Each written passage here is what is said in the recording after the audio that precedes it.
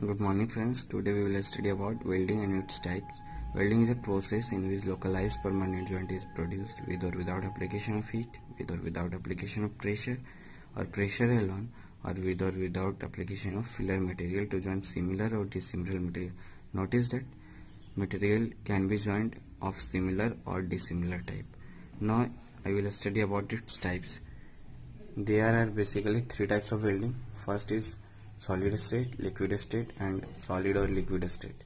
Solid state is called autogeneous, and solid state is also four types: so cold welding, friction welding, force welding, and diffusion welding.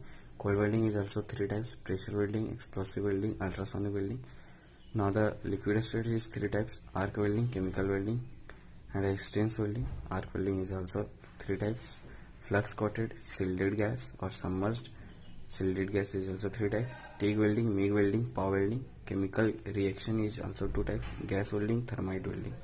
And solid or liquid state welding is two types: soldering or brazing. Thank you for watching this video. For the detailed analysis, see the next video. Thank you.